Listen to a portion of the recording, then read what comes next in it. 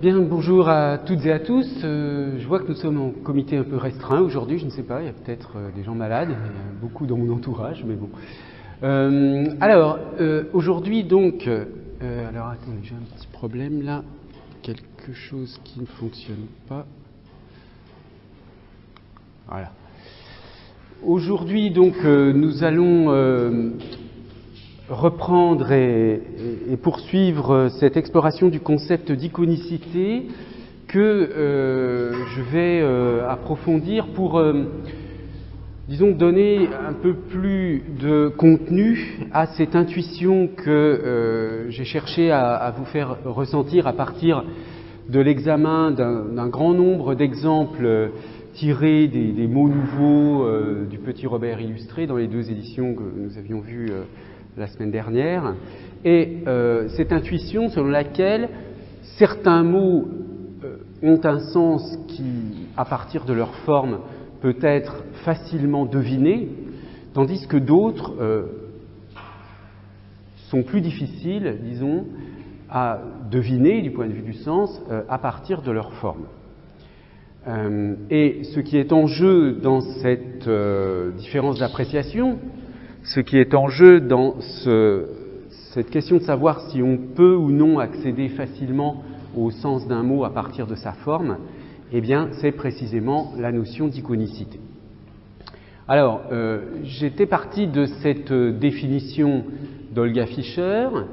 L'iconicité est une notion sémiotique qui renvoie à une ressemblance ou une analogie entre la forme d'un signe, le signifiant, qu'il s'agisse d'une lettre, d'un son, d'un mot, d'une structure de mot, ou même de l'absence de signe, ça c'est le cas du morphème 0, et d'autre part, l'objet ou le concept, c'est-à-dire le signifié, auquel il réfère dans le monde, ou plutôt dans notre perception du monde.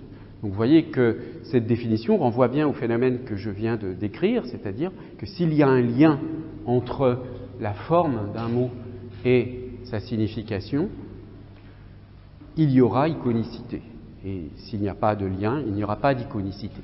Alors deux types, donc voilà, grosso modo, schématiquement, la forme du signe est liée par un rapport de similarité avec un objet ou un concept auquel réfère le signe.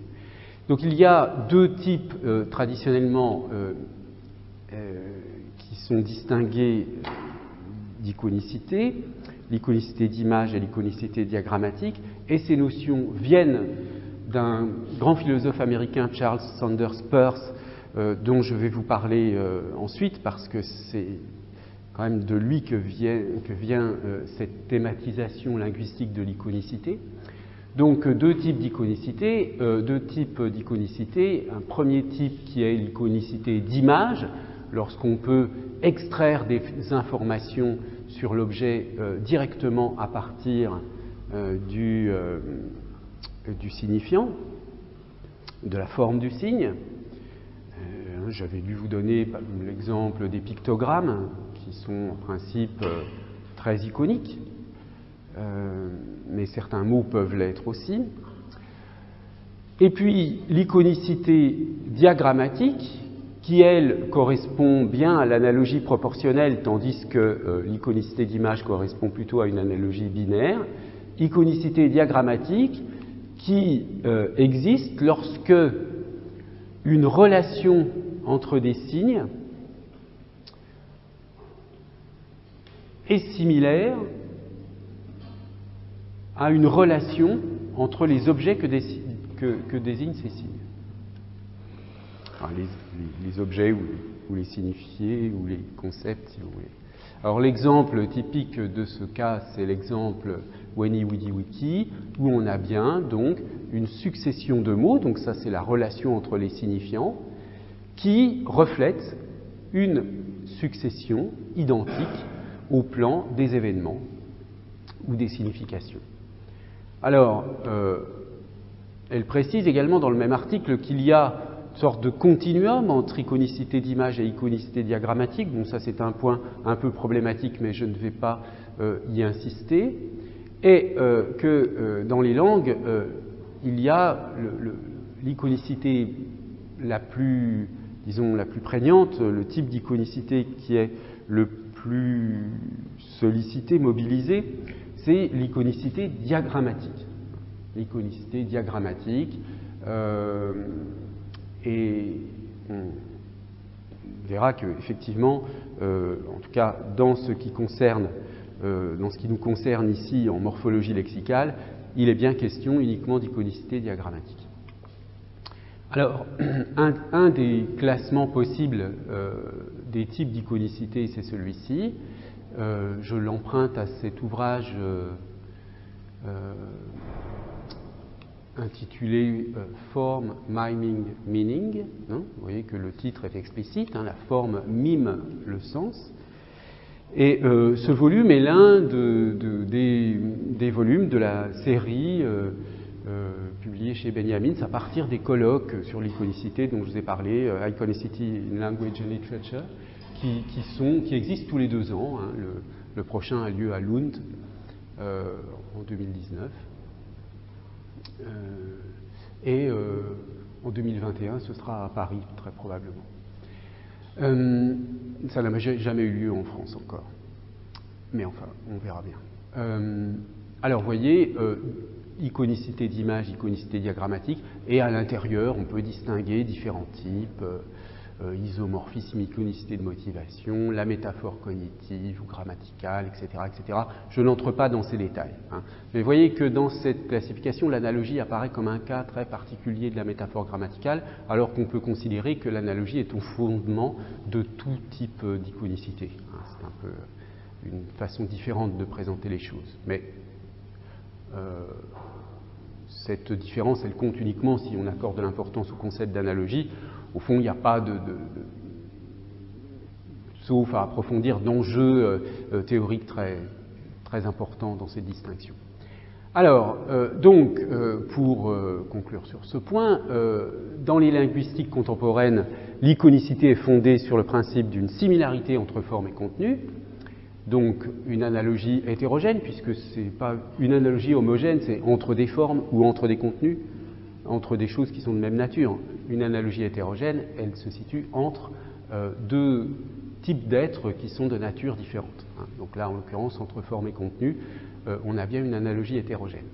Les 2 types d'analogie, iconicité d'image qui correspond, comme on l'a vu, à une analogie binaire, l'iconicité diagrammatique qui correspond à une analogie proportionnelle. Alors, ce que je vous ai peut-être dit aussi, je ne me souviens plus exactement la semaine dernière, c'est que, en apparence, en particulier dans le cas de l'iconicité d'image, où on a des informations, oui, je vous avais donné les exemples de l'opposition entre le I et le A, où on a pu montrer, un certain nombre de linguistes ont pu montrer que dans beaucoup de langues, le I renvoie, les mots qui contiennent des I, les langues renvoient à des idées de petitesse, petit, étroit, léger, proche, tandis que le A ou O renvoie à du grand, du large, du lourd, du lointain, etc. Alors, évidemment, ça c'est un exemple typique de l'iconicité d'image. Par exemple, en français, vous avez ici, là, qui illustre bien cette opposition. Et alors, on peut avoir l'impression que cette iconicité d'image s'oppose au principe saussurien de l'arbitraire du signe, qui est un principe qui a été très marquant dans l'histoire de la linguistique moderne, puisque ce principe de l'arbitraire apparaît comme le premier principe de la linguistique générale dans le cours de linguistique générale. Alors évidemment, à partir du moment où on considère que l'analogie ou l'iconicité joue un rôle fondamental dans les langues, on ne peut plus vraiment accepter l'idée que l'arbitraire soit le premier principe de la linguistique générale. Alors il y a là un malentendu à éclaircir, un malentendu qui a été entretenu d'une certaine façon par les spécialistes des linguistiques de l'iconicité, qui souvent présentent leur travail comme étant une sorte de contrepartie, d'opposition à l'arbitraire. D'ailleurs, il y a un livre Maurice Toussaint, qui est un linguiste français qui a beaucoup travaillé sur ces questions à partir de l'héritage guillaumien, qui s'intitulait « Contre l'arbitraire du signe ». Voilà, je veux dire. Bon, alors le problème là, c'est que je vais le résumer parce que je n'ai pas le temps dans ce cours d'exposer cela d'une manière complète, mais chez Saussure, il y a deux conceptions du système de la langue qui se superposent parce qu'elles correspondent au fond à deux problématiques linguistiques différentes. Et il y a une conception du système de la langue dans laquelle le principe de l'arbitraire est fondamental, et une autre conception du système de la langue, saussurienne, dans laquelle l'arbitraire n'a aucune importance. Alors, évidemment, on a retenu surtout la première parce que c'était quelque chose de nouveau, et c'est vrai que c'était une invention saussurienne. Le principe de l'arbitraire, il joue un rôle lorsque Saussure conçoit le système de la langue, le système de n'importe quelle langue, le système de la langue, comme un système de valeurs pures. Un système de valeurs pures.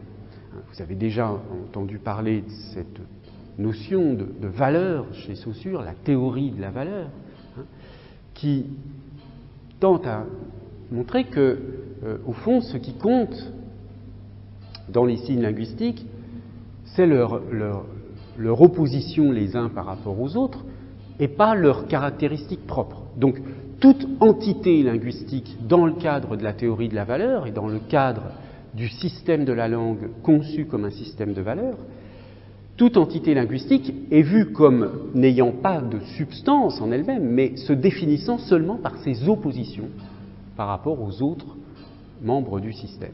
Alors, un exemple très judicieux qui a été proposé par Saussure, c'est l'exemple du jeu d'échecs. Quand on considère un jeu d'échecs, les pièces du jeu d'échecs, ce qui compte, ça n'est pas la matérialité des pièces.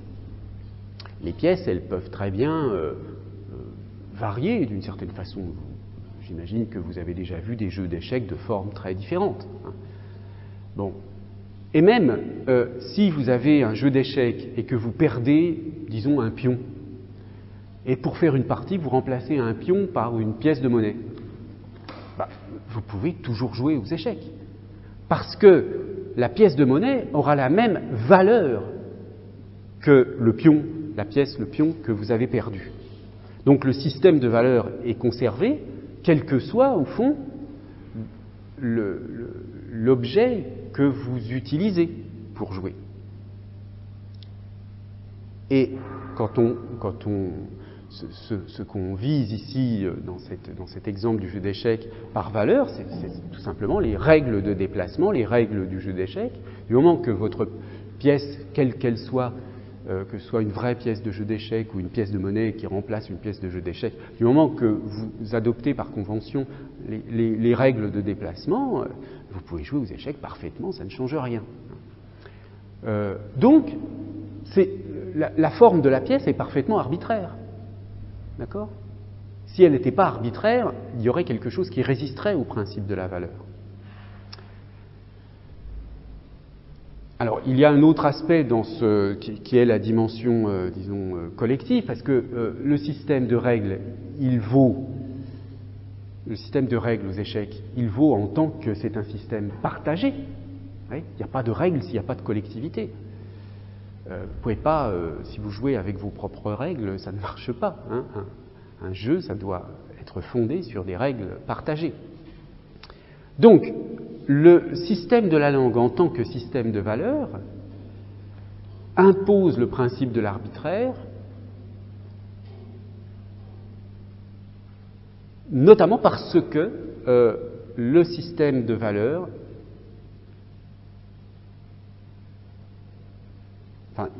notamment parce que la langue comme système de valeurs vise à rendre compte du fait qu'elle a une dimension collective, sociale. Collective, sociale, c'est ce qui signifie des conventions partagées. D'accord ? Des conventions partagées. Et les conventions sont toujours plus ou moins arbitraires dans le fond. Alors, en revanche, ça c'est, si vous voulez, c'est une sorte de principe épistémologique général qui a la valeur. Mais lorsque on décrit une langue, parce que cette théorie de la valeur, elle est fondamentale, disons, pour caractériser l'essence des langues, mais elle n'est pas un principe tellement opératoire pour décrire les langues. Donc pour décrire les langues, pour ce qui est de la description des langues et de leur analyse, il y a une autre conception du système de la langue qui est le système en tant que systématicité. Il y a une systématicité, c'est-à-dire des régularités dans le système de la langue. Et là, les régularités, elles ont une origine individuelles. Elles sont produites par le système cognitif de l'être humain. Pour rendre, disons, réalisable cognitivement la circulation des langues, il faut que les choses ne soient pas trop compliquées, il faut qu'il y ait des régularités. Alors, par exemple, l'exemple typique que donne Saussure, c'est l'exemple de la motivation relative. L'exemple de la motivation relative. Vous vous souvenez, lorsqu'il oppose, par exemple, Poirier à Fresne ou Chêne. Poirier est relativement motivé parce qu'il appartient à une série, pommier, cerisier, etc. Donc, il y a, et là vous reconnaissez l'iconicité diagrammatique, il y a un rapport d'analogie proportionnelle. On pourrait dire cerisier est à cerise, comme poirier est à poire, comme pommier est à pomme, etc. Alors que des noms d'arbres comme frêne, hêtre, chêne, eux, ne sont pas analysables. Donc, ils ne relèvent pas de l'iconicité diagrammatique, ils ne relèvent pas de la motivation relative. Mais si, imaginez, si tous les noms d'arbres étaient des noms comme chêne, hêtre, etc. Si pour parler du cerisier, on avait le mot cerise, mais on avait un autre nom qui n'a rien à voir avec cerise pour dire le nom de l'arbre sur lequel poussent les cerises. Et si pour dire le poirier, on avait un autre mot que poirier qui n'a aucun rapport avec poire. Vous voyez que là, du point de vue cognitif, la quantité de mémorisation serait beaucoup plus grande. Donc, le fait qu'il existe dans les langues des principes de structuration qui correspondent à ce que Saussure appelle la motivation relative et à ce qu'on appelle ici l'iconicité diagrammatique, c'est un principe lié à l'économie du système cognitif humain. Alors, bien sûr, dans le cours de linguistique générale, la motivation relative, c'est-à-dire l'iconicité diagrammatique, apparaît comme quelque chose qui est secondaire. Puisqu'il y a le premier principe qui est l'arbitraire, et puis par ailleurs, il y a un principe de compensation de l'arbitraire qui s'appelle la motivation relative.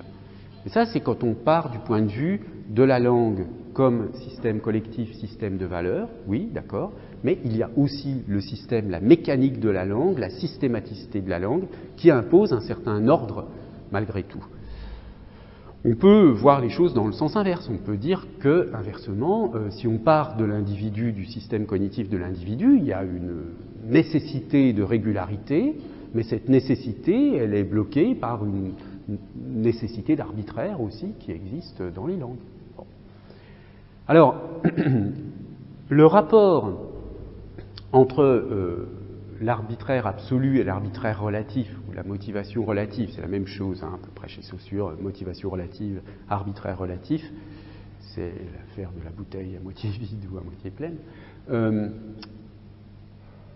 Le rapport entre arbitraire absolu et arbitraire relatif dépend des systèmes de signes considérés, enfin des sous-systèmes à l'intérieur d'une langue. Vous pouvez calculer d'une certaine façon le taux d'iconicité d'un microsystème en faisant le rapport entre le nombre de signes arbitraires divisé par le nombre de signes qui relèvent de l'iconicité diagrammatique ou de la motivation relative.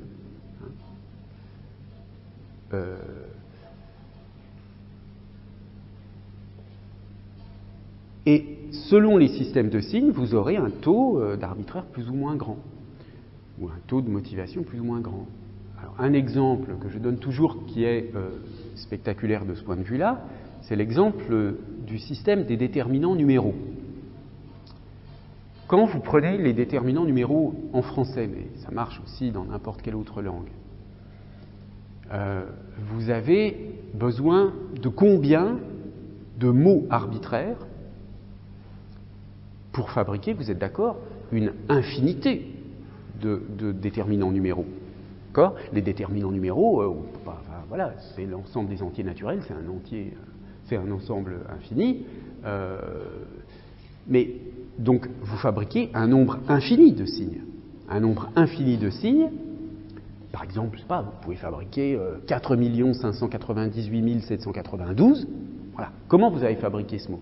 À partir d'une quinzaine de signes arbitraires, qui sont 1, 2, 3, 4, 5, 6, 7, 8, 9, 10, 11, 12, 13, 14, 15, 16, 17, c'est de la motivation relative, parce qu'il y a 10 et 7, 18 aussi, 19 aussi, 20, ensuite 21, c'est de la motivation relative, 22 aussi, 30, 40, 50, 60, 70, non, 70 c'est motivation relative, 80 aussi, 90 aussi, ensuite il y a 100, 1000, donc ça fait millions, milliards, ça fait une vingtaine de mots,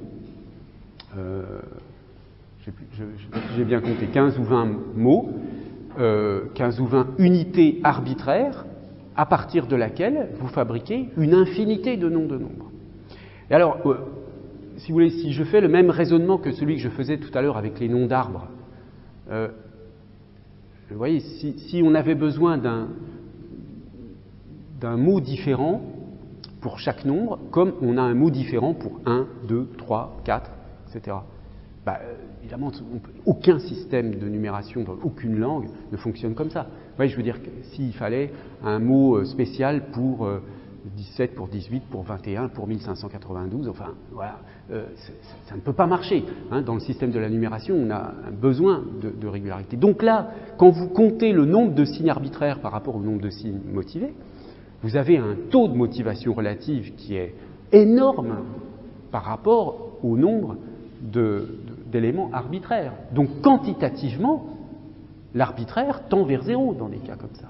Hein. Bien. Alors, là où je veux en venir, c'est que vous voyez que travailler sur les linguistiques de l'iconicité, ça n'est pas travailler contre l'arbitraire du signe, mais c'est travailler sur une problématique étrangère à la question de l'arbitraire du signe. C'est travailler à une problématique autre, différente de celle de l'arbitraire du signe. Travailler à la question de la langue en tant que système, et non pas travailler à la question de la langue, c'est travailler, je reprends, travailler la question de l'iconicité dans les langues, c'est travailler la question des langues comme système, où le système est entendu comme une systématicité, et ça n'est pas travailler dans la perspective des langues comme système en tant que système de valeurs pures, où là le principe de l'arbitraire est fondamental. D'accord ? Donc, les linguistiques de l'iconicité n'ont pas besoin de se définir contre l'arbitraire, parce qu'elles travaillent sur un autre sujet. C'est une autre thématique qui a d'autres exigences et qui donc n'ont pas besoin de renoncer à l'arbitraire. Alors, je disais par ailleurs que ces recherches sur l'iconicité sont inspirées des travaux de Peirce. Alors, elles sont inspirées des travaux de Peirce, mais via un autre linguiste qui s'appelle Roman Jakobson, qui a publié en 1965 dans une revue dénommée Diogène un article très important intitulé « À la recherche de l'essence du langage ». Et dans cet article, Jakobson, qui avait lu Peirce, alors que, bon, en Europe, n'était pas lu, manifestement, ou très peu, en tout cas pas par les linguistes, il a lu Peirce et il a essayé d'importer dans la linguistique des concepts qui venaient de la philosophie de Peirce. Alors, Peirce, je vous ai donné ici ces dates, 1839-1914. C'est un très grand philosophe américain qu'on ne redécouvre finalement pleinement que depuis une petite vingtaine d'années, je dirais, qui était vraiment un génie, hein, au sens où même Saussure était aussi un genre de génie, hein, puisqu'à 21 ans, il a publié son mémoire sur les voyelles là, de l'indo-européen, qui ont complètement bouleversé la communauté linguistique. Voilà. Et voyez ce que, là, j'aime bien cette citation de la correspondance, d'une correspondance qu'il a eue avec une femme, on appelle ici Lady Welby, et il dit la chose suivante: « Sachez que du jour où, âgé de 12 ou 13 ans, je mis la main dans la chambre de mon frère aîné sur une copie de la logique de Whiteley », alors, trouvez aujourd'hui un gamin de 12-13 ans qui va se plonger dans un livre de logique, hein, et lui demandait ce qu'était la logique, et que, ayant obtenu une réponse simple, je me jetais sur le plancher et m'enfonçais dans sa lecture. Je n'ai jamais été capable d'étudier quoi que ce fût, mathématiques, éthique, métaphysique, gravitation, thermodynamique, optique, chimie, anatomie comparative, astronomie, psychologie, phonétique, économie, histoire des sciences, whist, hommes et femmes, vin, météorologie, autrement que comme une étude de sémiotique. Bon. Alors, c'est l'inventeur de la sémiotique, hein, de la théorie générale des signes, mais là aussi, il y a un genre de malentendu. La problématique de Peirce n'est pas de créer une discipline spécifique, la sémiologie. Son intérêt pour la question des signes est un intérêt de philosophe. Il s'intéresse aux signes parce qu'il considère qu'on ne peut pas penser sans signes, que l'activité de pensée exige des signes. D'où son intérêt pour la question des signes et la théorie des signes, qu'on appelle donc la sémiologie.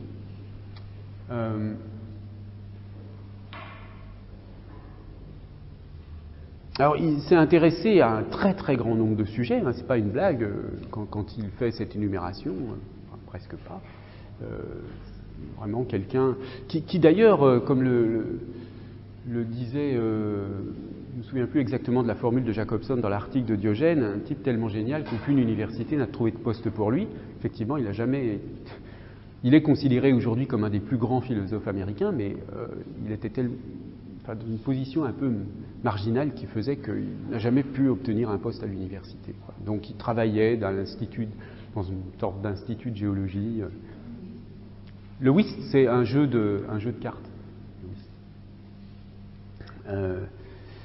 Et donc, voilà, petite contextualisation très très rapide pour introduire donc le contexte du concept d'iconicité. Parce que alors ça, évidemment, vous avez peut-être déjà entendu parler de cette triade symbole, icône, index. Mais c'est en général tout ce qu'on retient.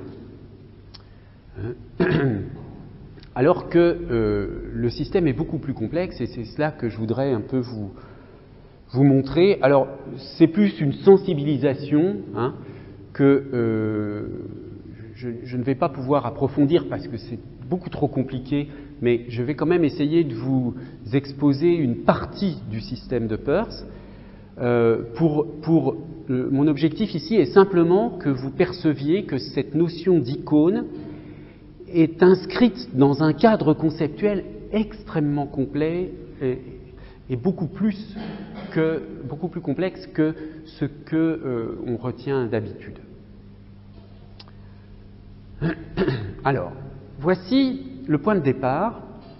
Le point de départ, c'est une ontologie. C'est l'idée que dans le monde, quel que soit ce qu'on considère, des choses ou des idées, et puis des idées complètement fantaisistes qu'on a juste 2 minutes, ou bien des idées qu'on a vraiment, eh bien, il y a 3 types d'êtres. 3 types d'êtres. Un premier type d'être qui relève de ce qu'il appelle la priméité. C'est un mode d'être. Un deuxième type d'être, secondéité. Un troisième type d'être, tiercéité. Alors, leurs définitions à ces types d'êtres sont très simples. Vous voyez que la priméité se définit comme le mode d'être de ce qui est ce qu'il est, positivement, sans référence à quoi que ce soit d'autre. Bon. La priméité, c'est quelque chose qui existe par soi, sans avoir besoin de se référer à quoi que ce soit d'autre. La secondéité, c'est le mode d'être, c'est le mode d'être de ce qui est ce qu'il est à l'égard d'un second, mais sans qu'un troisième intervienne. Donc la secondéité, comme là c'est tout à fait transparent, tout à fait iconique comme mot, si j'ose dire, c'est un type d'être où, pour définir cet être, il faut 2 constituants. Et puis la tiercéité, c'est un type d'être où il faut 3 constituants. Bien.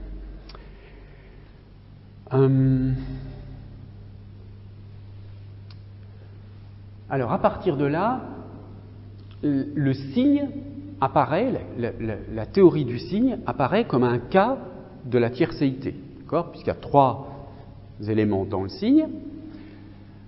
Alors, voici comment Peirce définit le signe. Alors, l'abréviation CP, là, ça signifie Collected Papers. C'est le titre qu'on donne aux ouvrages dans lesquels sont publiés les inédits de Peirce, enfin les textes de Peirce, pas seulement les inédits. Et d'ailleurs, je ne vous l'ai pas dit, mais il y a des milliers de pages qui ne sont pas encore publiées. Enfin, il y a tout un énorme travail éditorial en ce moment autour de l'œuvre de Peirce qui se poursuit.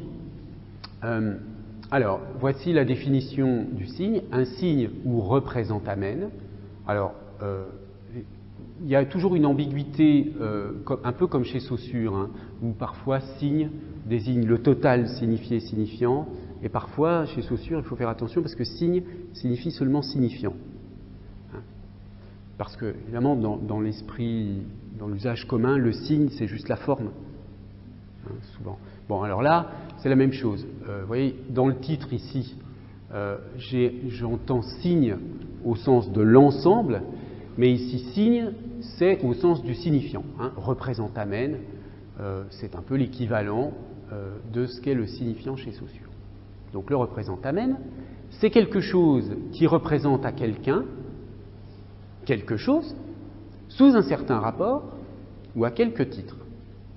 Il s'adresse à quelqu'un, donc le signe s'adresse à quelqu'un, c'est-à-dire qu'il crée dans l'esprit de cette personne un signe équivalent ou peut-être plus développé. Alors, ça, c'est tout simplement une façon de dire, mais qu'il crée dans l'esprit de cette personne, une signification. Mais comme rien n'existe dans la pensée que des signes pour Peirce, évidemment, cette signification, il la décrit comme un signe. Mais grosso modo, ce signe qu'il crée, je l'appelle l'interprétant du premier. L'interprétant, c'est le pôle de la signification du signifié. Le signe représente quelque chose, son objet, donc ça c'est le référent, si vous voulez, sauf que cet objet, il est vu non pas sous tous les rapports, mais par référence à une sorte d'idée que j'ai appelée quelquefois le fondement, le ground du représentamen. Alors, cette théorie du signe, cette conception du signe qui est classique, hein, qui est ternaire comme la plupart des conceptions du signe, à l'exception de la conception saussurienne qui est binaire, elle se caractérise donc par le pôle donc, de la forme, hein, qui est le signe ou le représentamène, le pôle de la signification, qui est l'interprétant, ici. Alors, quand Peirce dit que le signe crée chez l'interprétant un autre signe, etc., il réserve la possibilité que l'interprétation soit infinie, en réalité. Hein, mais je vais laisser ce point de côté. Et puis l'objet, qui n'est pas tout à fait le référent, puisque, vous voyez, ce qu'il dit, c'est qu'un signe présente l'objet sous un certain angle, au fond. Hein. C'est-à-dire que, bon, on pourrait illustrer ça d'une manière simple en disant que si vous dites du même objet voiture ou bagnole, peut-être que vous présentez l'objet sous un angle un peu différent. Ou pour dire que, bon, voilà, c'est une voiture sans grand intérêt, je ne sais pas. Alors, maintenant, voici comment est appliquée la trichotomie ontologique, hein, de préméité, secondéité et tiercéité, à la classification, à la division des signes. Alors, ça paraît... c'est très systématique, hein, et au fond très simple quand on présente bien les choses. Très simple dans la conception. Après, dans le détail, évidemment, ça se complique, mais je vais vous donner des exemples par la suite. Alors, vous vous souvenez, on a vu priméité, secondéité, tiercéité. Donc, le signe peut être vu sous ces trois angles possibles. Donc, non seulement il y a, je vous disais tout à l'heure, il y a trois types d'êtres, mais c'est aussi une façon de percevoir les choses. On peut les percevoir comme priméité ou les analyser comme priméité, comme secondéité, comme tiercéité. Donc le signe peut fonctionner comme priméité, comme secondéité ou comme tiercéité. Et dans chacun de ces trois cas, on réplique cette division entre priméité, secondéité et tiercéité. C'est-à-dire que si vous analysez le signe comme priméité, le signe par lui-même, c'est-à-dire juste le signifiant en quelque sorte, le signifiant par lui-même,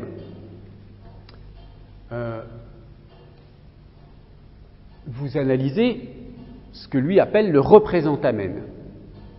Eh bien, ce représentamène lui-même, vous pouvez l'examiner en tant qu'il est une priméité, en tant qu'il est une secondéité ou en tant qu'il est une tiercéité. Et là, vous aurez trois types de signes, qualisigne, saint-signe, légisigne. Ensuite, si le signe est vu comme une secondéité, il y a donc deux choses cette fois-ci. C'est plus ce que produit le signe par lui-même, c'est plus le signe en lui-même qui est vu, mais leur relation entre le signe et l'objet. Donc il y a bien deux choses, on est bien dans l'ordre de la secondéité. Et cette relation entre le signe et l'objet peut elle-même être vue comme une priméité, comme une secondéité et comme une tiercéité. Et c'est là qu'apparaît, voyez, la notion d'icône et d'iconicité. C'est lorsque la relation signe-objet est vue comme une priméité. Donc on a l'icône, l'index et le symbole, ici.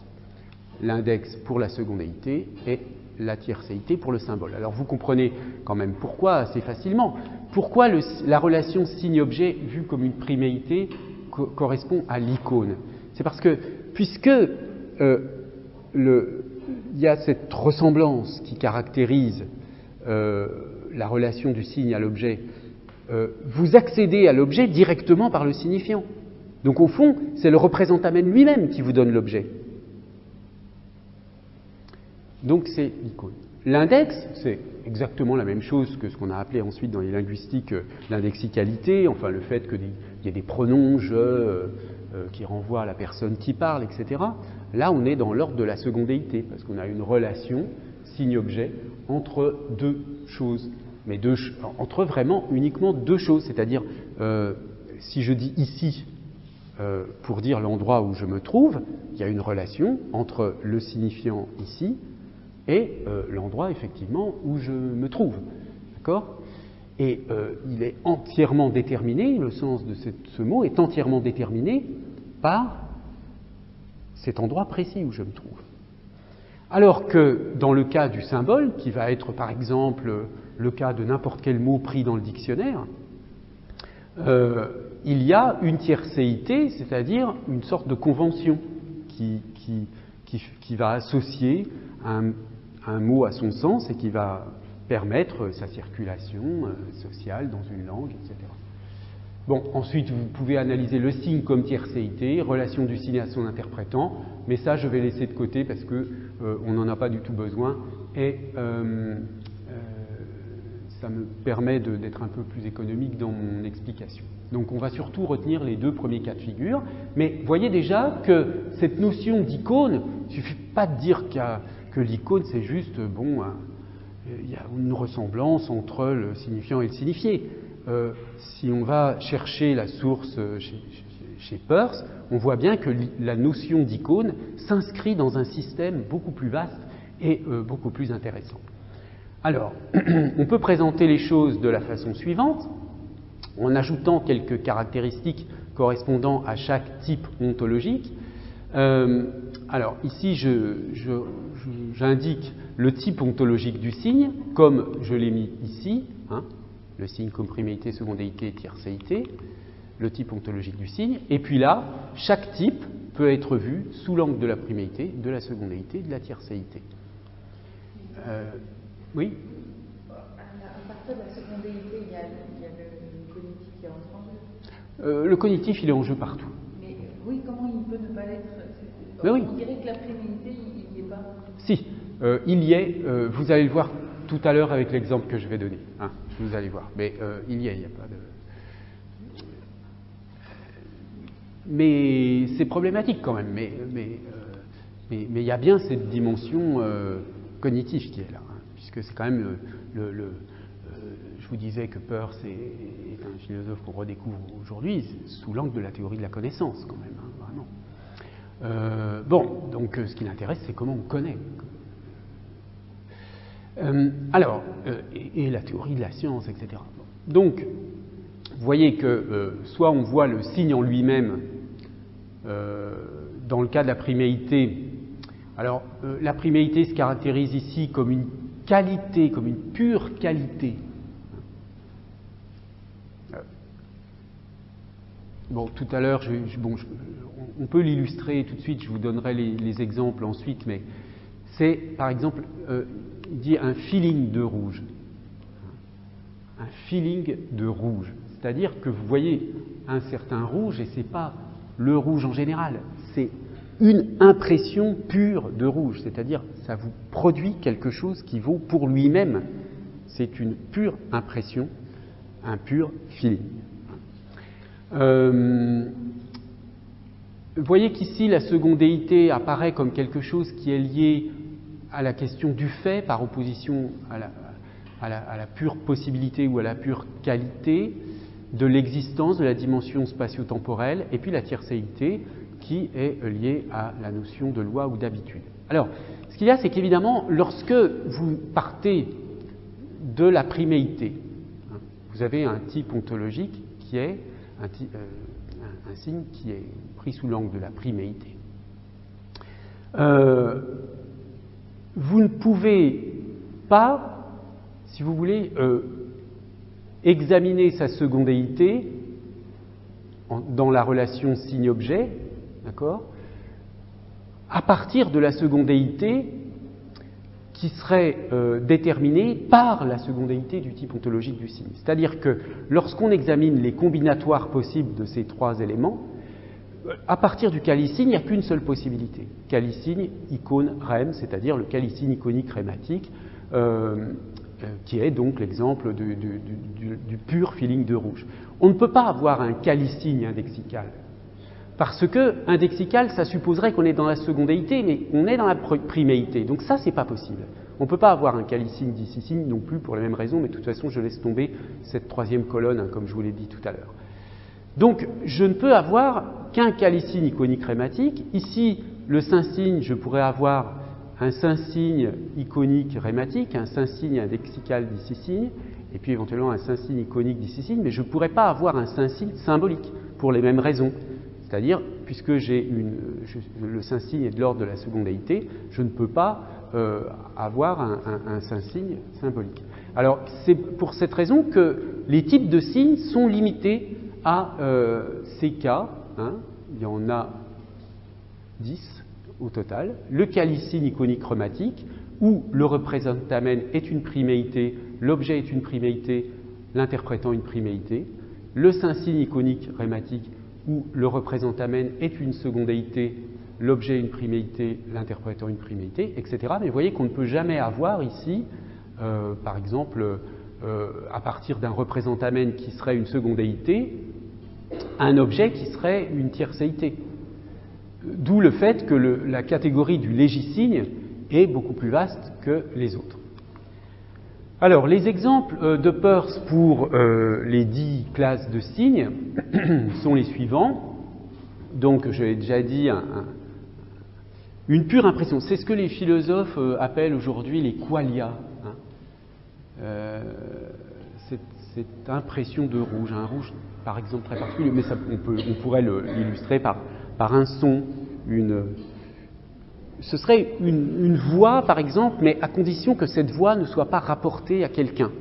Parce que sinon, vous êtes dans la secondéité. Si vous entendez une voix et qu'elle vous rappelle quelqu'un, vous allez être dans une relation de secondéité, plus dans une priméité.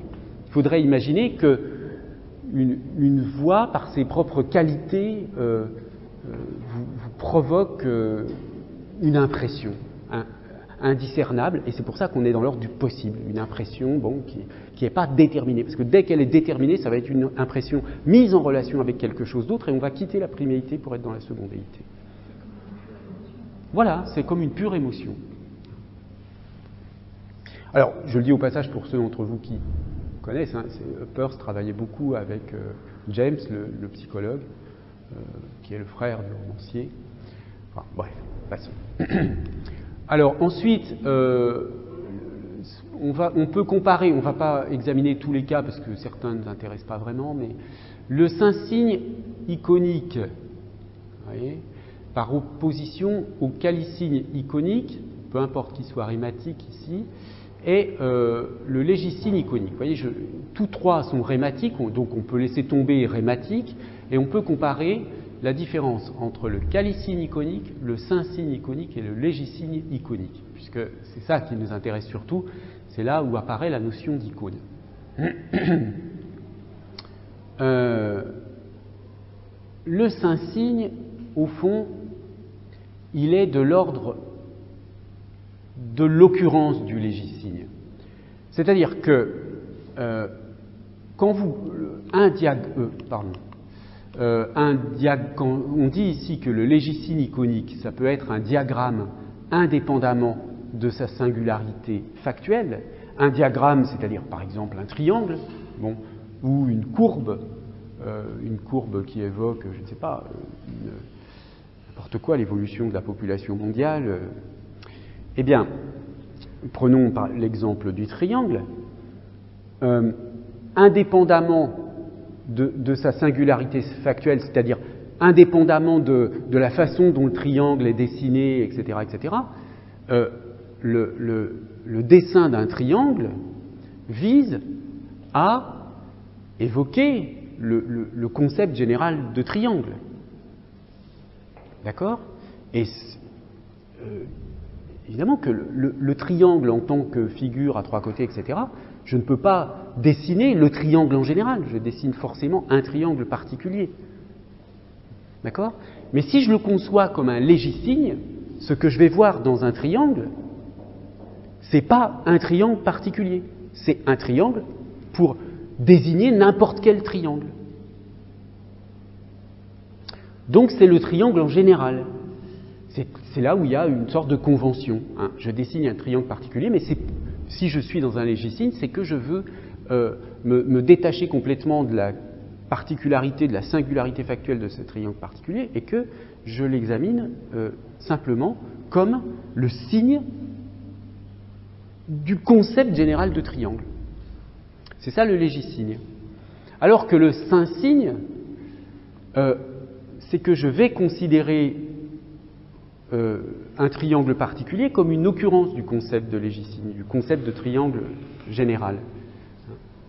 Ce sera donc un diagramme en tant que fait singulier, un diagramme, un triangle par exemple, très particulier. Alors, quelques exemples maintenant plus linguistiques.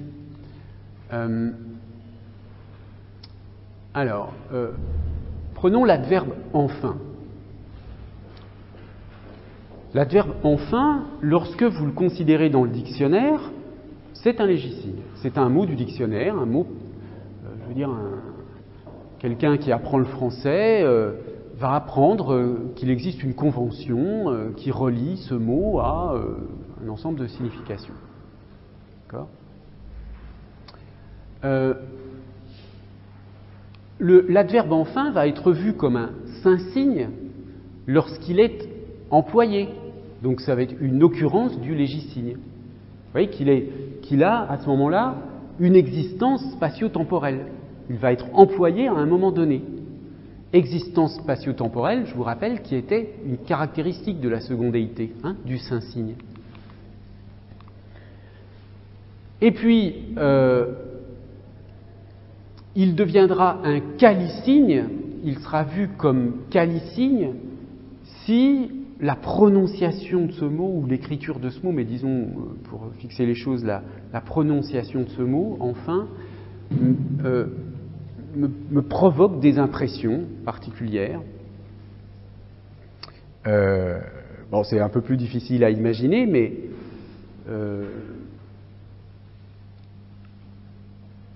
on pourrait imaginer que des qualités intonatives de la prononciation de ce mot provoquent certaines impressions. On serait là, donc, dans le qualicigne.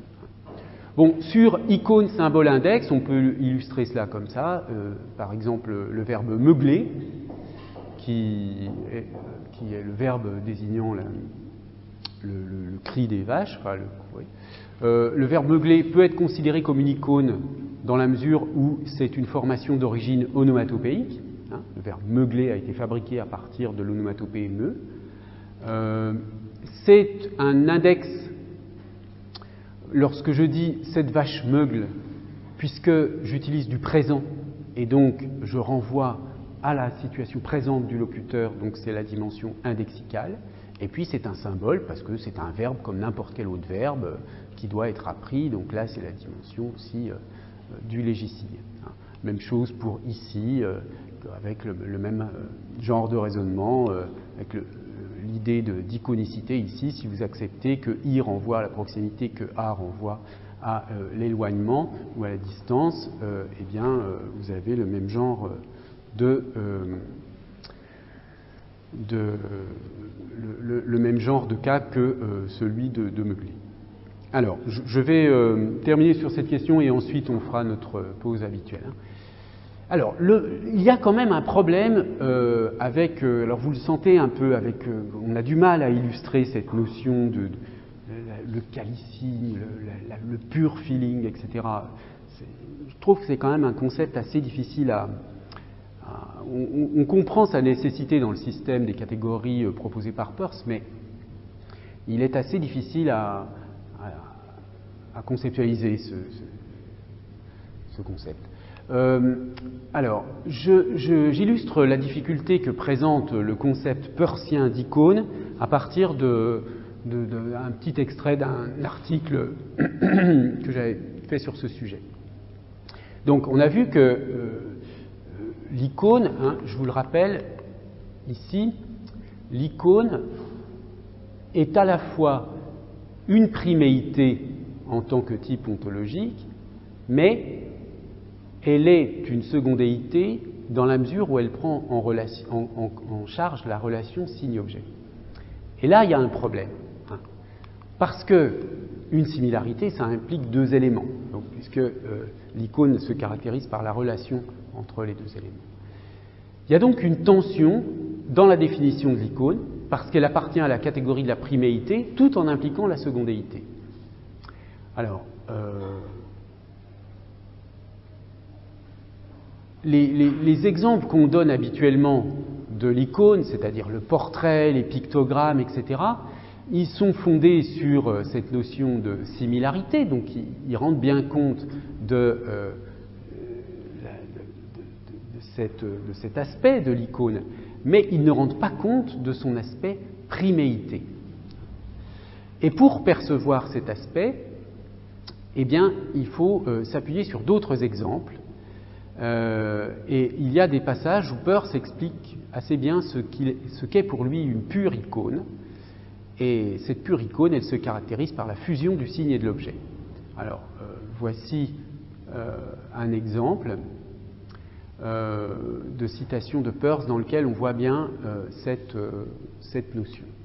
Le troisième cas où il y a une relation, donc je traduis la citation, entre le signe et l'objet est dégénéré, alors dégénéré au sens mathématique du terme, ça veut dire que c'est un cas limite, et consiste dans une pure et simple ressemblance entre donc, le signe et l'objet, pure et simple ressemblance entre eux. Donc, c'est l'icône. Donc, il le dit ensuite, j'ai ce signe... je l'ai appelé, ce signe qui tient lieu de quelque chose parce qu'il lui ressemble, je l'ai appelé une icône.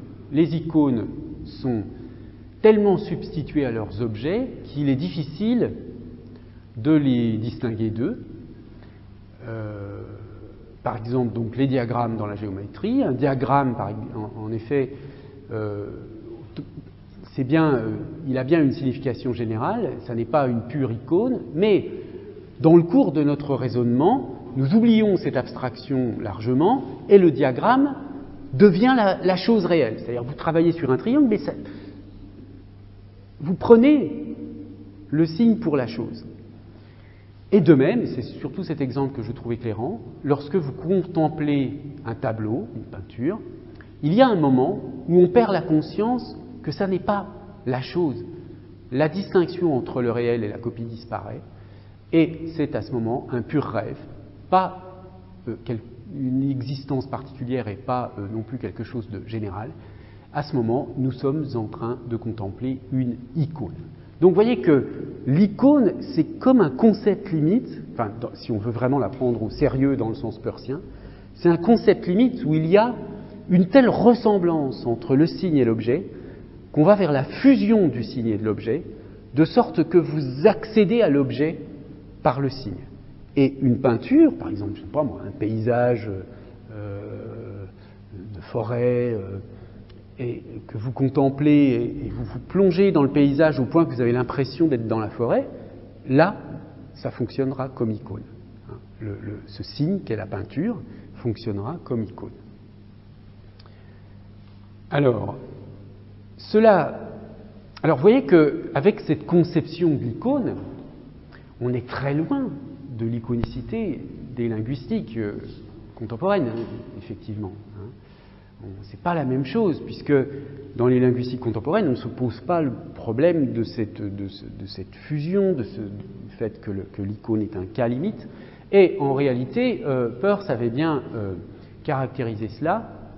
Et au fond, ces deux citations, ce qu'elles visent à illustrer, c'est que lorsque on parle dans les linguistiques contemporaines de l'iconicité en se référant à Peirce, en réalité, on ne parle pas de l'iconicité dont parle Peirce, on parle de l'hypo-iconicité. Ce n'est pas la même chose. Et en fait, vous voyez bien ici, Peirce indique que les hypoïcones peuvent être divisées selon le mode de priméité qu'elles partagent. Il y a des icônes par première priméité, les images, celles qui représentent des relations, donc qui sont les diagrammes avec des parties du signe qui sont analogues, enfin des relations entre parties du signe qui sont analogues aux parties de l'objet, ce sont les diagrammes. Donc on retrouve cette distinction entre image et diagramme, mais comme étant une subdivision non pas de l'icône, qui est une sorte de concept limite, etc., mais de l'hypo-icône. D'accord ? Bon, vous voyez qu'ici,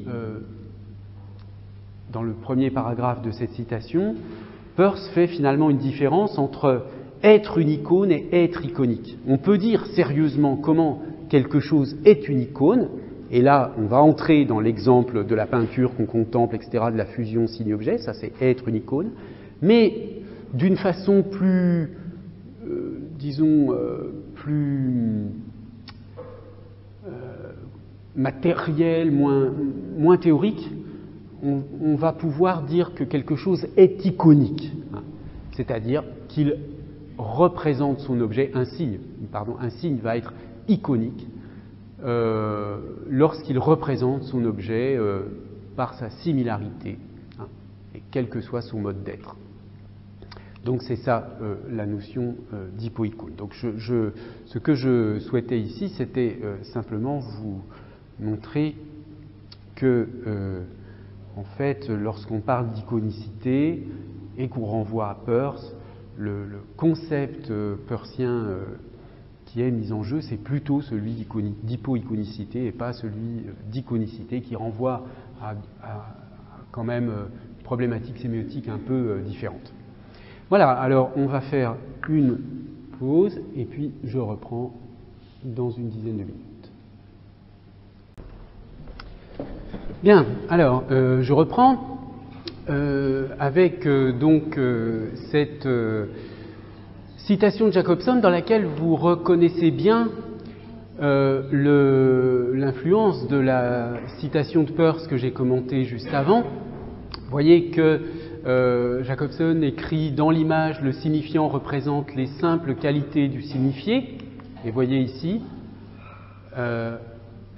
those which partake of simple qualities of earth firstnesses are images. Donc on retrouve bien cette idée des simples qualités qui caractérisent l'image. Tandis que dans le diagramme, la ressemblance entre le signifiant et le signifié ne concerne que les relations entre leurs parties.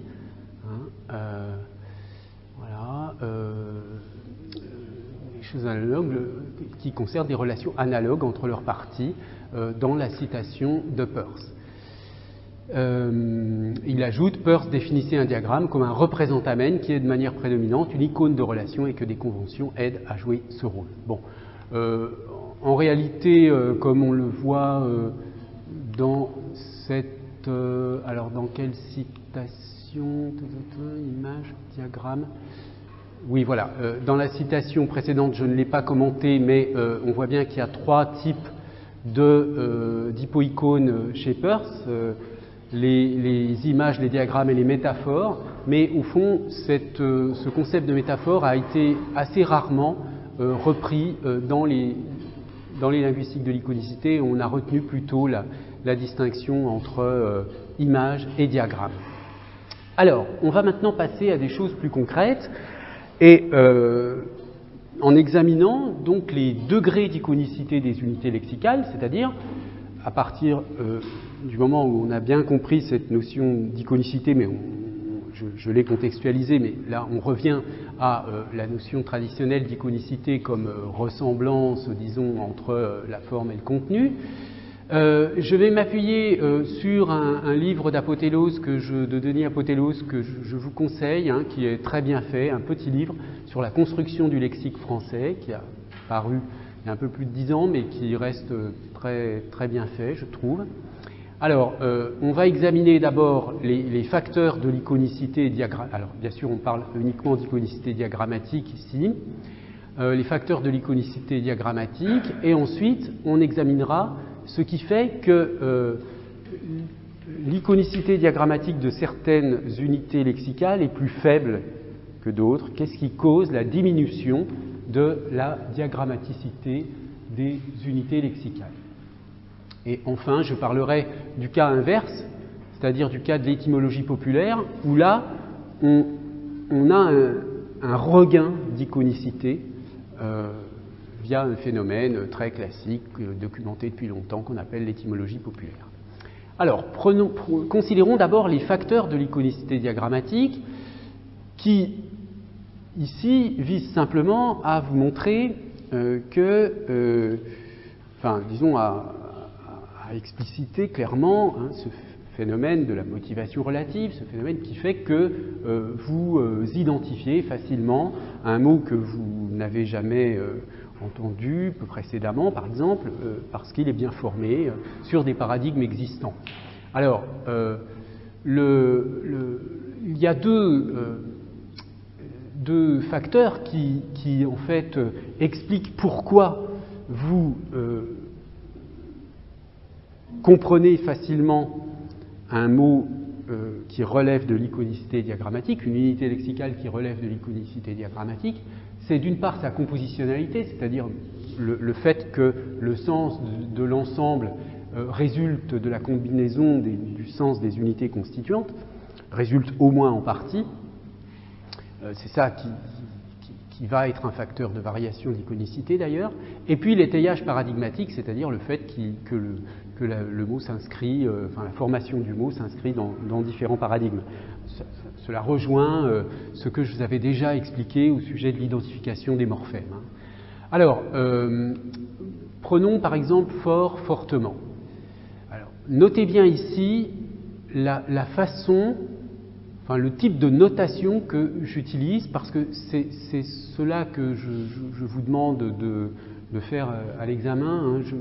À l'examen, je vous l'avais dit, il y aura des questions de cours et enfin, grosso modo 3 ou 4 questions, des questions de cours qui seront simplement, voilà, je sais pas, par exemple, expliquer ce qu'est l'iconicité en linguistique, des choses comme ça. Et puis, il y aura forcément une question de cours basée sur un commentaire d'une citation. Je vais vous donner une citation qu'on aura vue en cours, que j'aurai expliquée, et il faudra commenter cette citation en utilisant votre connaissance du cours ou des connaissances supplémentaires personnelles si vous en avez. Et puis, il y aura donc des mots à analyser en termes de dérivation, préfixation, suffixation, etc. Et puis, en termes de degré d'iconicité, c'est ce qu'on va voir. Alors, pour analyser en termes de dérivation une unité lexicale, il est commode de formaliser les choses de cette façon-là, c'est une formalisation très simple. Vous indiquez d'abord le radical avec sa catégorie grammaticale, ici fort qui est un adjectif, vous ajoutez le suffixe, et vous mettez d'autres crochets pour indiquer que l'ensemble forme l'adverbe fortement.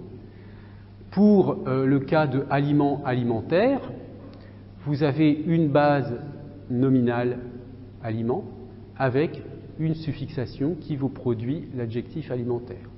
Pour drôle, drôlerie, vous avez un adjectif drôle, donc je le mets entre crochets et j'indique que cette base est adjectivale, un suffixe -eri qui vous fabrique pardon, un nom. Bien, alors ici, la compositionnalité de ces éléments est évidente. Je veux dire, fortement, ça veut bien dire quelque chose fait d'une manière forte, enfin, on peut dire comme ça. Alimentaire a un rapport direct avec aliment, drôlerie avec de drôle. Bon, donc ici, il n'y a pas du tout de problème de compositionnalité. La compositionnalité est tout à fait satisfaisante et pas de problème particulier.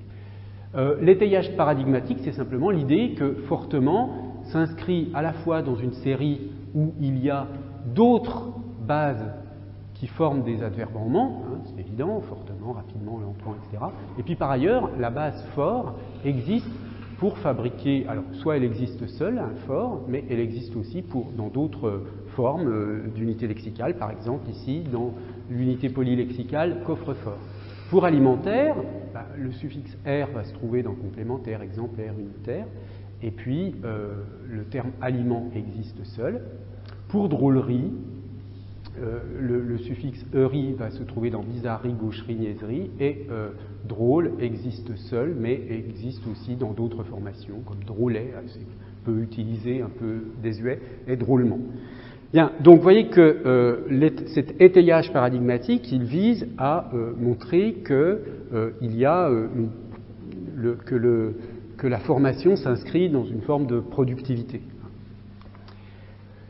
Alors, cette productivité, évidemment, c'est un concept qui peut être envisagé sous des angles différents. On peut voir la productivité des constituants de trois façons différentes, hein, selon le nombre des unités lexicales dans lesquelles le morphème est attesté. Donc, par exemple, ici, quand vous prenez plane dans aéroplane ou nef dans aéronef, donc ces éléments formatifs, là, nef ou plane, sont évidemment très peu employés dans des...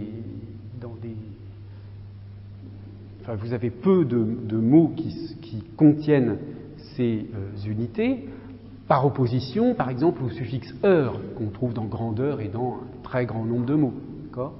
Donc là, le nombre d'attestations type va être type, c'est-à-dire les mots existants dans le dictionnaire. Hein. Je veux dire, voilà, prenez le nombre de mots dans le dictionnaire contenant un suffixe, disons, nef, il y en a un nombre beaucoup plus faible que le nombre de mots qui contiennent le suffixe heure à signification constante. Bien, donc là, on dira que nef est moins productif que heure.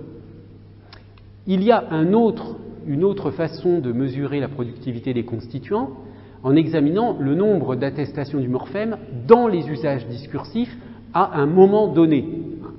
Donc là, c'est un peu la même chose, sauf qu'au lieu d'examiner les attestations types, on examine les attestations occurrences, c'est-à-dire les mots effectivement employés, pas seulement les mots dans le dictionnaire.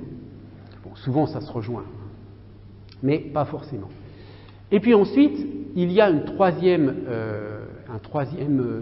façon d'examiner la productivité des constituants, c'est de voir si un constituant permet de produire des mots nouveaux, des néologismes, à un certain moment, hein, donc dans une synchronie. C'est d'une certaine façon la vitalité du morphème. Alors par exemple, on voit facilement que le suffixe itude, par rapport à des suffixes comme s, is, heure, est beaucoup plus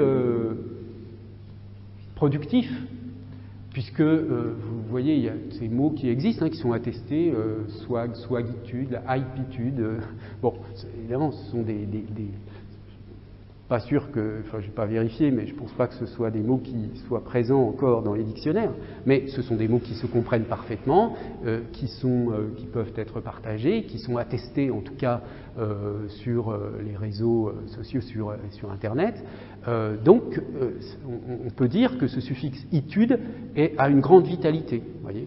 Mais fabriquer, voyez, on dira plus facilement la swagitude que la swagger. Bon, donc ça montre que dans cette conception-là de la productivité des constituants, le suffixe itude est beaucoup plus productif que heure. Et alors, il faut ajouter qu'il y a évidemment des différences de productivité selon les variétés du français. Alors, bon, c'est pas tellement mon sujet ici, mais c'est quand même un problème à prendre en considération. Hein. Le français, ce n'est pas seulement le français parlé en France, c'est le français parlé dans beaucoup d'autres endroits dans le monde. Je prends juste un exemple là, qui est présenté comme amusant, bien que ce soit un exemple un peu légèrement misogyne, mais bon. Les gars vont magasiner pour acheter ce qu'ils veulent, les filles vont magasiner pour trouver ce qu'elles veulent. Bon, c'est canadien, et vous voyez que magasiner, ça n'existe pas en français de France, hein, c'est du français du Canada. Ça veut dire aller dans les magasins, faire du shopping, hein, magasiner. Oui, c'est du shopping, voilà. Mais shopping, c'est un anglicisme, donc en français, vous dites aller faire des courses, aller dans les magasins, bon. Mais on ne dit pas magasiner, curieusement. Ah oui. Ah oui, d'accord, oui. Il y a une spécification. Bah, vous voyez, là, la précision que vous donnez, très, très intéressante. Magasiner, c'est aller pas dans n'importe quel magasin. Exactement, rappelez-vous, comme dans le cas de dépoussiérer, hein, qui signifiait quelque chose de plus précis que simplement enlever la poussière, à partir du moment où on crée une unité lexicale, il y a une spécification sémantique. Hein, et faire du shopping, c'est vrai qu'on ne le dira pas non plus pour aller acheter des pommes de terre à l'épicerie. Non, on le dira uniquement pour aller dans des magasins pour acheter des vêtements, des chaussures, des choses comme ça. Je ne vais pas faire du shopping. Voilà. Donc, mais curieusement, le français n'a pas, a préféré fabriquer une unité parce que faire du shopping, c'est quand même une unité polylexicale, assez peu figée, bon, avec un verbe qu'on appelle un verbe support, mais qui inclut un anglicisme quand même. Alors, bon, on n'a pas développé encore en français un terme qui soit plus français, quoi. Alors, maintenant, dernier facteur qui joue sur l'iconicité. Hein, donc, on a vu les deux premiers facteurs, c'était le fait qu'il y ait des paradigmes, qu'il y ait une transparence lexicale, qu'il y ait donc une compositionnalité. Le deuxième facteur, c'est que plus le morphème est productif, plus il va être transparent, plus le mot va être transparent, plus l'unité lexicale va être transparente. Et le troisième facteur, qui est un peu plus secondaire, disons, c'est le rapport avec la transparence formelle et la prégnance perceptive. Alors, voici ce que dit Apotélose. On dira d'un dérivé qu'il est formellement transparent si les morphèmes qui le constituent sont aisément identifiables par leur forme, si celle-ci ne présente pas de variation notable par rapport à ses manifestations habituelles, autrement dit, si elle est perceptivement prégnante. Alors, à cet égard, on dira que enlaidir a une transparence formelle plus grande que enjoliver. Pourquoi ? Parce que enlaidir, vous le fabriquez à partir de lait, de en et puis de ir, mais sans aucune modification. Alors que enjoliver, vous avez ce V qui s'ajoute, pour des raisons morphologiques complexes dans lesquelles je ne vais pas entrer, mais qui, du coup, est moins... Le rapport avec joli est évident, mais il est moins immédiat, ce rapport entre enjoliver et joli, qu'entre enlaidir et lait. De même, pour artisanal et amical, artisanal, vous avez artisan et puis juste le suffixe al qui s'ajoute, mais amical, vous avez le C étymologique qui vient de amicus, hein, qui s'interpose parce que on a peut-être du mal à dire ami-al, on avait besoin d'une consonne support ici. Bref, en tout cas, il y a ici une moins grande transparence formelle dans amical que dans artisanal. Même chose pour bordélique, angélique. Hein, bordélique se fabrique facilement avec le suffixe x, mais angélique, vous voyez que par rapport à ange, on a quand même des modifications morphologiques là importantes. Alors, là aussi, c'est un facteur de l'iconicité. Si la transparence formelle est moins grande, le mot est un peu moins iconique. Mais en même temps, dans tous ces exemples, le mot qui a une moins grande transparence formelle a plus, je ne sais pas si on dit d'extension, parce que l'autre il reste quand même très basique par rapport au négatif du. Vous voyez ce que je veux dire? Je m'exprime oui. mal. Dans enlaidir, oui. C'est le contraire de. C'est rendre plus laid, oui. Mais enjoliver, c'est pas seulement rendre plus joli, et c'est plus riche. Ah oui, d'accord. Alors là, vous prenez en considération le rapport entre la forme et le sens, hein, oui. Alors que. C'est sans doute une discussion qu'on pourrait avoir, hein, mais en l'occurrence, ici, je donne ces exemples simplement pour les formes. Hein. Donc, la question que vous posez n'est pas sans intérêt, mais elle n'est pas pertinente pour cette problématique. Alors maintenant, on va examiner pourquoi, quels sont les différents types de situations dans lesquelles on a une diminution d'iconicité. Alors, le premier cas de figure, c'est quand il y a un écart entre le sens prédictible et le sens effectif du mot. Bon, Par exemple, vous prenez les suffixations d'adjectifs en isé qui fabriquent des verbes. Donc, stériliser, ça signifie agir de façon à rendre stérile. Banaliser, faire en sorte que la chose devienne banale. Fertiliser, agir de façon à rendre quelque chose de fertile. Donc, vous avez une régularité. C'est ce que j'indiquais tout à l'heure lorsque je parlais de la compositionnalité. Hein. Vous avez une bonne compositionnalité dans stériliser, banaliser, fertiliser, qui s'exprime de cette façon-là. Vous avez une base, quelle qu'elle soit, adjectivale, vous ajoutez isé et vous fabriquez agir de façon à rendre X, hein, c'est-à-dire la base. Seulement, vous avez des mots formés sur isé qui ne peuvent pas être glosés de cette façon. Par exemple, brutaliser, ça ne veut pas dire agir de façon à rendre brutal. Ça veut dire exercer une brutalité.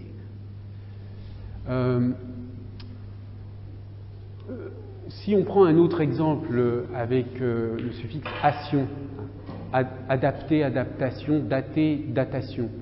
Alors,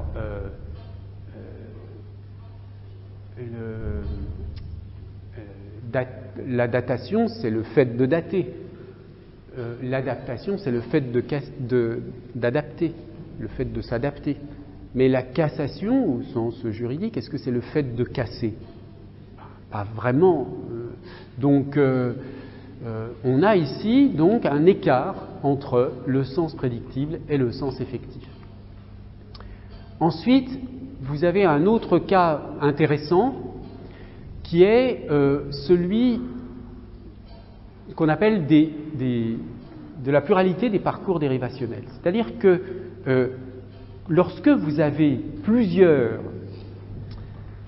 affixes dérivationnels, vous pouvez avoir des changements de sens selon que vous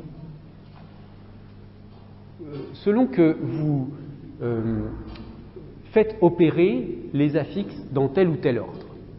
Alors, par exemple, vous prenez valide, l'adjectif valide.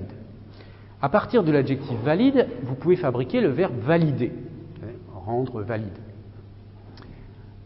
À partir du verbe valider, vous pouvez fabriquer un nouvel adjectif validable, c'est-à-dire qu'on peut rendre valide,